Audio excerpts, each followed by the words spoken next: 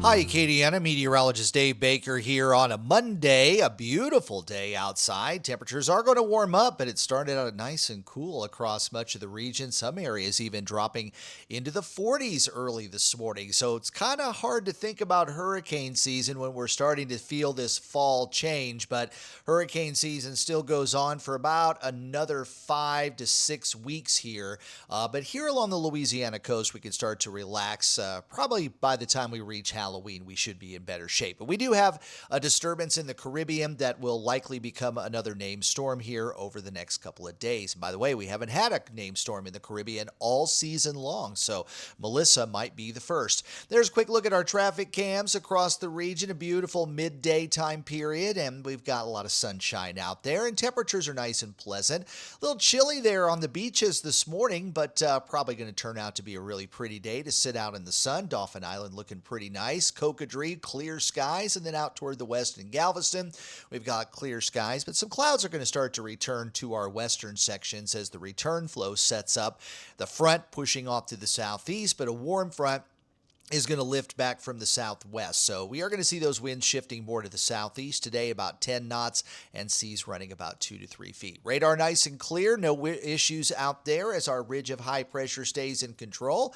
You can see how that high is basically dominating most of the eastern half of the country. There is our frontal boundary out in the Gulf waters. It does ridge back to the north a little bit as a warm front here over Texas, and you're already starting to see some of the moisture returning there over deep South Texas, and that'll be in our forecast, helping to interact with yet another front that's going to be coming in from the northwest. Might see a couple of showers on Tuesday, and then another front coming in will bring us some thunderstorms possibly as we head into the weekend. But there's the Gulf satellite again. Frontal boundary kind of resting out there and then starting to lift northward along the central Texas coast. A little bit farther down toward the south, nothing going on around the Yucatan. Bay of Campeche looking nice and clear. And a little more shower and thunderstorm activity, a bit of a weak low tropical wave kind of working its way westward over toward Nicaragua and Honduras. And the Caribbean, this is where the big story is right here. That's 98L, and that is what is forecast to become our next tropical system. A bit of a frontal boundary there up to the north, going to keep some showers north of Puerto Rico, but really I think the big story is going to be 98L that's right here. Looks like we got another tropical wave, or at least a couple of them coming off the African coast, but a lot of this is going to start to shut down here over the next month or so. So according to the National Hurricane Center, only 98L is the one that's out there that has a pretty good chance for some development, but that's what it looks like on the satellite. So at least by the satellite imagery, it is starting to look a little better organized, but it is kind of working west at a pretty good clip. It's expected to slow down a little bit somewhere in this particular area, and it might have a chance for some intensification, especially if the wind shear tends to drop off over the western Caribbean. We've got some extremely warm water temperatures here, and there's the potential for this to become a fairly significant system. Now, the Euro model kind of keeps it more on a westward track, while the GFS model stalls it and then kind of turns it off toward the north. The Euro does keep it a little bit longer here, so it might fester over the western waters depending on which model is right. But you can see that the various hurricane models do keep it on a westward trend, but then a big-time slowdown there south of Cuba, Haiti, the Dominican Republic, and Jamaica. And then you see a lot of the models have it turn under the influence of more of a trough that's going to be coming off the east coast of the U.S. But you still have a couple of models that are trying to work this westward over towards Central America. Most of the guidance is showing a tropical storm fairly likely, so we do think this will get a name here in the next day or so. But we do have a couple of models that strengthen this up into a hurricane, maybe even Category 2, about 4 or 5 days down the road, which would be plausible as we've got some extremely warm water temperatures here.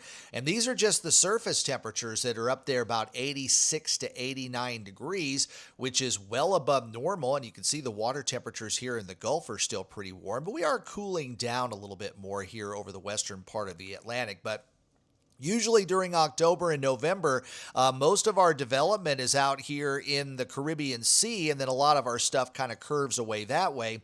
Usually by the time we finish the month of October, the Gulf waters end up closed for business. But part of the concern is that warm water and how deep it goes. There's some high tropical cyclone heat potential in that area. So if that wave were to move in that direction and tap into some of that heat, and at the same time the atmospheric conditions are ripe, you could see this ramping up very, very quickly. And with all those islands there, I know a lot of folks are watching this closely. And there have been some pretty rough hurricanes during the month of October. Hurricane Mitch that hit Honduras back in '98 was just a massive, massive storm. And then, of course, Hurricane Maria back, I believe, that back in 2018, 2017, 16, somewhere in that range, that hit Puerto Rico, which was also a October hurricane. So you can have some pretty strong storms even this late in the hurricane season. Notice the wind shear is fairly light. You got some moderate wind shear over the western part of the Caribbean, but that tropical area that we're watching is right about there. So at least at this point, we think there's at least enough wind shear drop in that area for this to do some sort of development, and that's why we are expecting Tropical Storm Melissa to form either today, tonight, or tomorrow. So going through some of the computer models real quick, this is the Euro, and why I wanted to show you the older Euro first of all is you see how the low kind of moves west and slows down. That's kind of been the official forecast for the National Hurricane Center, which has been a slowdown, but then you see it just kind of fester. This is all the way through Friday of this week, and then on Saturday and Sunday, it just kind of sits there south of Jamaica, and then it starts to make a little closer work off toward the west. I want to go ahead and see if I can grab this particular model here from earlier in the week, and it seems like it went past several of them here. So maybe we're not able to see that there. But again, that particular model is showing, there it is. There's the older Euro there.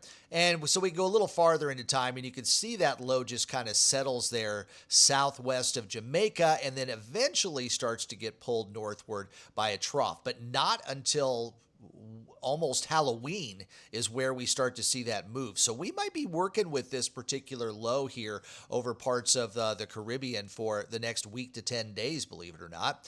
And here's a look at the GFS. Again, as this moves off toward the west, you see the moisture building there over the eastern part of the Caribbean. And then the GFS has more of a turn more toward the north. And again, that is the brand new model that just came in. So let's go ahead and see if we can find the more recent model there. There we go. And you see that it kind of festers and then moves off toward the northeast. But this is by Saturday of this week. Remember, the Euro model had this kind of festering over in this particular area all the way through maybe the end of next week. So we'll have to wait and see what happens. But the GFS whips this out here fairly quickly. So working our way down the models, let's look at the Canadian model. And again, you see how this kind of rotates westward and then stalls, very similar to what the Euro. But the Canadian kind of drifts it westward towards Central America and has it dissipate before it gets caught up by that trough. So the Canadian model wants to give some impacts to Cuba, Jamaica, Haiti, the Dominican Republic, Central America, and then lifts it off toward the northeast, toward the Bahamas. So it's kind of all over the place right now. And then finally, with the Icon model, you see the low moving off toward the west as we go through the mid part of this week, and then it starts to make that turn a little bit closer to what the GFS is showing, or maybe even a stall there. And out for the next 7 days, it still has it over there toward Jamaica. So the folks in the Caribbean are going to need to monitor this particular system. The Google AI and some of the other high-resolution models, just go ahead and put play on here and let it go. Most of them are calling for a tropical storm, if not just a tropical depression, and then kind of working its way over toward Jamaica. But notice how things really slow down. We're already to Thursday and Friday of this week, and then you see tropical storm and a lot of those low pressure guesses that are there right around Jamaica all the way through Sunday and Monday of next week. And then some of the longer range models drifted a little farther to the west into the western part of the Caribbean by the middle part of next week, and then start to pull it off toward the north from there. But the good news is we don't see anything coming into the Gulf waters. So essentially this week, I think we're pretty much clear. Next week, I think it looks like we're going to be clear, but then after that, I think we'll be able to let our guard down because we'll be crossing over into November. So there's the Euro Ensemble Suite. Again, the black line is the solid solution that they have. All of the other squiggles that you're seeing on there are kind of the what ifs. And again, this is looking over the next 10 days. And as I was showing you how the Euro had a very slow drift to the west and then kind of a stall southwest of Jamaica, the Euro Ensemble, most of these kind of get picked up by a trough and curved off toward the northeast. So more of the solutions keep the tropical system in the eastern part of the Caribbean, according to the Ensemble Suite from the GFS. This week, of course, we were talking about the global tropics hazard outlook, and as we're going through this week, you see there is a high chance that things will be staying in the central part of the Caribbean, but we've got great news going into November. Hopefully, when we get the new run on this tomorrow, that it'll continue to stay that way, and we'll see no more tropical cyclone development. But we are in the home stretch. Again, we're kind of finishing off the month of October, so we're on the low end, and once we get into November, you see how those numbers really start to drop off. So hopefully that's what we're up for as we go into November. Well, I hope you enjoy Let's Talk Tropics. If you do like this video, subscribe to my channel and also turn on those notifications. And remember, you can hear my forecasts on Big 102.1, Planet Radio 106.7, and Freedom 95.1. I'll also be back over at WBRZ on Tuesday for Tune In from 5 to 9. If you don't catch us on TV, I got a link to the live stream below. I'll also be back there on Friday for Tune In 5 to 9 and for the noon show. And then over the weekend, we got a big LSU show on Saturday at 10 o'clock. LSU is going to be home. Texas A&M coming into town. So, I mean, you can watch me for the weather forecast, but most people watch our 10 o'clock Saturday show for the LSU pregame. The sports team does a great job there. And, of course, please follow my social media pages on Facebook and X. And thanks to everyone who's already subscribed to Acadiana Weather Today right here on YouTube. I'm Meteorologist Dave Baker. Enjoy the rest of your Monday, and I'll see you on Tuesday morning for Acadiana Weather Today.